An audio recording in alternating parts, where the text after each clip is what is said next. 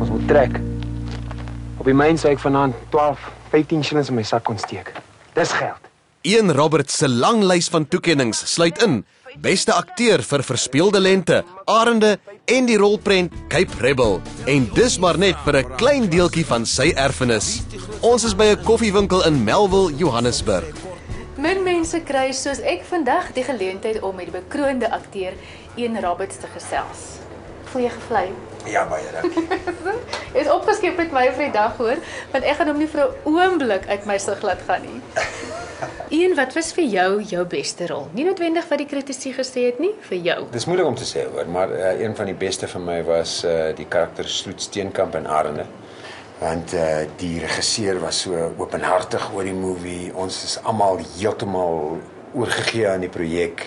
Ons het in die buitelug geskiet. Dis al die dinge wat ek lief is vir, jy weet. Toe. PJ Base, Kitchener, Hamish, help hom. Sloet! Kom help jy my bietjie hier. Ag, Anet, Asseblief. Dan moet ek by sê Verspeelde Lente was een van die eerste groot rolle wat ek aangebied is. En die regisseur was vir my baie briljant. Ek het 7 agtereenvolgende flieks met hom gedoen, Manny van Rensburg. Hy was een van ons groot kunstenaars en hy het my baie geleer. As ek klaar huis het. Jy kan my kom help goed uitsoek vir die huis. So waar? Ja, Wat se goed? enigiets. Gordyne? Blank bakke vir die kos? Enigiets. Wat doeke vir die tafels? En 'n nuwe kar, Soos om Jansen. baie mooier. Baie. Groot bek.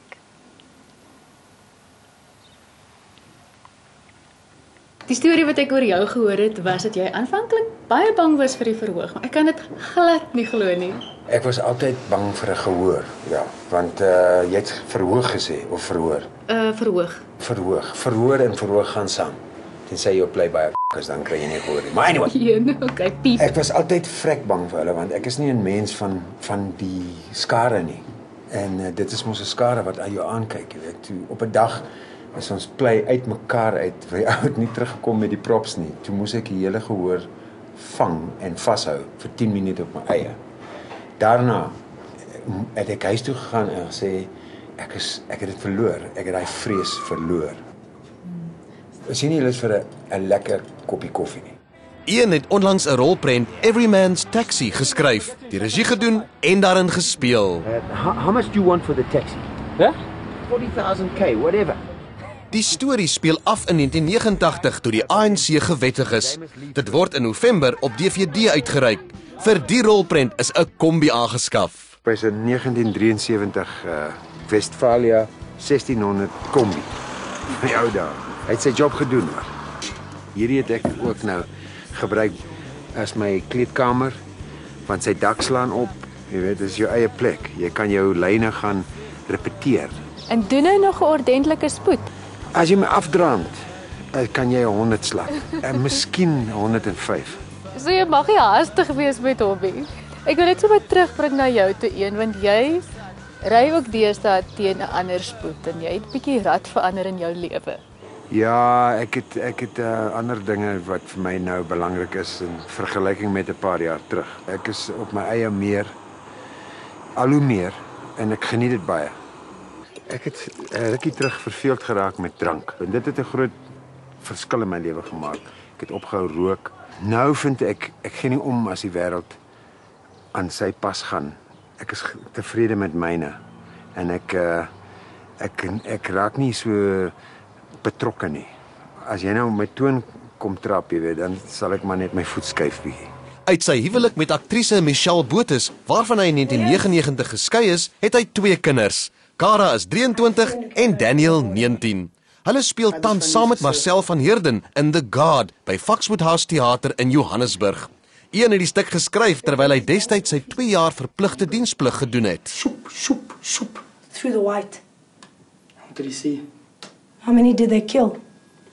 So Ian, hoe voel dit om jou kinders op die verhoog te sien? Nogal vreemd hoor. Ek meen, jy kyk na hulle en dan sien jy 'n stukkie van jou eksvrou, 'n stukkie van jou. Maar vir my is dit die moeite werd. Dis 'n stuk wat in die 70's geskryf is, maar nou eers opgevoer word. Hoekom het jy so lank gewag? Ek het altyd geskryf. In die army was ek in Comsen. Jy in die ou dae, dit was maar nie my selfoon en sulke dinge, so al die army departemente is in radio verbintenis en ek het 'n telex-masjien geopereer en op daai ding kon jy tik. So ek het begin tik hierdie toneelstuk in die army op 'n Comsen masjien. Daar was nooit 'n rede om hom te doen. Nee, en nou die wag was net dat hierdie twee kinders akteurs in wording 'n uitdaging gesoek het en ek het gesê vir my dogter gee om 'n man te speel en sy sê nee, toe sê as wel ons doen. Wat is die 3 kerngoed wat jy hulle wil leer? Wat jy wil hê jou kinders moet by jou erf? Eerste ding, harde werk. Tweedens, die engine room van alle spel begin op die verhoog, want dit is dissipline. En dissipline is die derde ding. Anders as hul pa, wat 'n BA in spraak en drama het van Rhodes Universiteit, het die twee besluit om reguit in die perd se bek in te stap. Daniel, hierdie man wat so 'n legende is ook jou pa. Hoe het dit gevoel om so groot te word en hoe ervaar jy dit nou as akteur? Hoe het dit gevoel, Boetie? They were always acting, not often home, but still very prominent figures. En nou as acteur is dit 'n groot uitdaging om in hulle voetspore te volg. Eendag het jy dit nou, sal ek maar nog sê, uit die mond van die suigeling.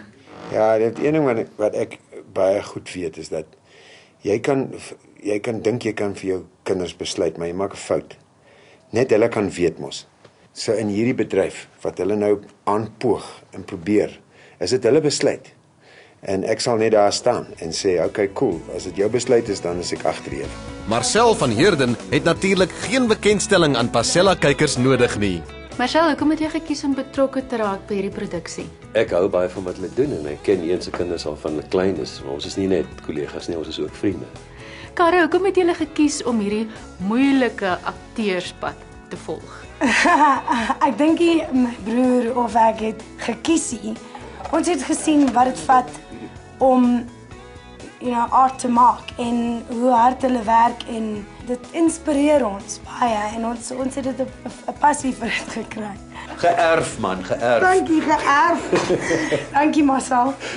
Marcel, wat dink jy is dit omtrent een as akteur wat hom so 'n absolute legende in die industrie maak? Jy weet, daar is net een Roberts. Hy's passievol oor storie vertel. En of hy dit doen deur sy musiek of deur sy werk, deur sy skryf of sy spel of sy regie, hy vertel sy stories op sy manier. Hy vertel stories met deernis en met humor. Sonder oordeel, sonder vooroordeel. En daarvoor het ek baie respek. Baby, jy mag sly vanaand. Kom ons maak lewy vanaand. Baby, ek wil braai. Julle het dalk ook al ritme gevang met die Radio Kalahari Orkees, waarvan een die voorsanger is. Hul grootste treffersalbum is Dans op die Rak, asook 'n DVD met die rolprent Die Geheim van Slangfontein, wat handel oor die avonture van Rian Royan Melan. Een praat met my oor julle lirieke, want dit klink asof dit 'n ewige rakleefdheid het. Net onsuiwer dinge kan lei tot vooruitgang. As 'n ding tes geset is in sy mood, nee, dan is jy daar, dan bly jy daar. Ons lirieke is polities heeltemal onafhanklik. Ons is mos 'n radiostasie, ons saai uit van Slangfontein af. En ons is gekoppel aan geen party nie, maar ons het 'n stukkie kommentaar hier en daar om te lewer op ons siening van die land, Suid-Afrika. Die skryfwerk is snaaks in die algemeen, maar die punt kom partykeer onderuit.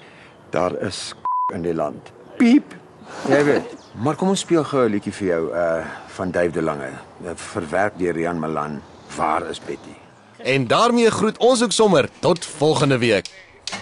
Hold the tiger, hold the tiger, hold the tiger, hold the tiger. Kom nou nader en vergader, harte diefies allemaal lief. Moet die voeltjies by die stroopjes, sang van liefies in die oor. Ek het jou lief.